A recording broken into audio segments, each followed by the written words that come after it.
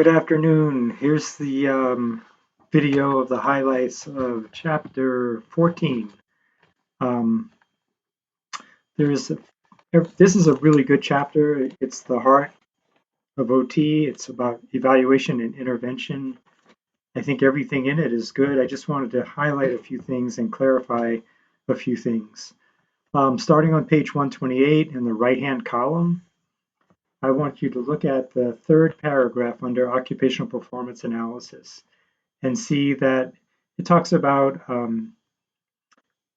analyzing aspects of occupation to determine the client factors, patterns, and context. In other words, looking at an activity for what it demands of a person to participate in. And I want you to notice as you read that section that there's no strict evaluation of range of motion or muscle strength just by themselves. It's all in the form of this um, activity analysis or performance analysis. And so if you look under ADLs on page 129, bathing, showering, all those things, then IADLs, care of others, financial management. Under comments, you might see things like this task is difficult for the person because of a limitation of range of motion, or a problem with muscle strength, or a cognitive impairment. So that's where we would be evaluating range of motion, muscle strength, other client factors um, in the context of the activity. So again, on page 130, same thing. Client factors are listed. Under motor at the bottom of that table, it says structures, joint mobility, range of motion, muscle strength. They're not looking for measurements there as much as the third column says description of performance.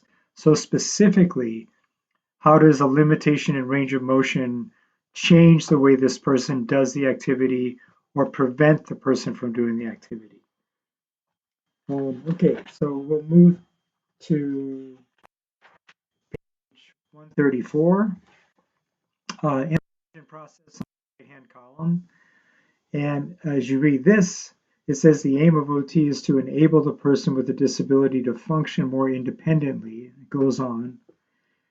And I want you to keep in mind that this involves making activities accessible. So that term is not necessarily mentioned in that paragraph, but that's what it's all about. So more specifically, when you go to page 135 on the left-hand column, second paragraph talks about a plan of action, the first step. It says this involves a consideration of the tools or equipment needed and special positioning. So this is what OT is really all about. When this book mentions special positioning, for example, that's an adaptation. And OT is fundamentally about adapting things or accommodating activities for access and then grading those activities to make them really easy at first and then gradually bringing the person up to the expectations you would have for doing that activity independently and safely. So at the bottom of page 135, I just wanted to make mention of the term maintain. They give a list of terms that you would use possibly even in writing a progress note. And maintenance is something that has really changed in meaning. Maintenance is a word you'd never use in a note because it implies carrying on a program that someone else developed. Well, the OT would be developing the program, and then a rehab aide would carry it on, and that would be a maintenance type of function for that person. Page 136, right-hand column, another little blue section here. Not mentioned in here when they talk about Mr. G and Mr. W and whether they can go home or not, depending on who's there to help them with assistance with their ADLs and whether it's safe for them to be home. It says Mr. W will go home because of the support he has.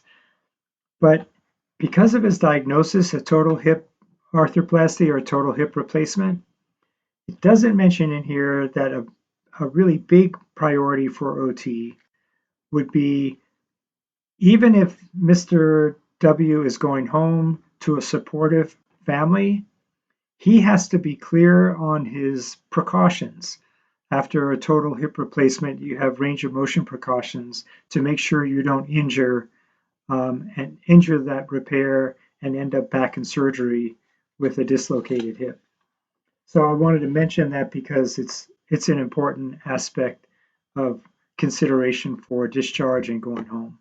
Okay, that was kind of fast, but I'm trying to make these videos not too long because sometimes in this program, when they're too long, they don't end up being saved.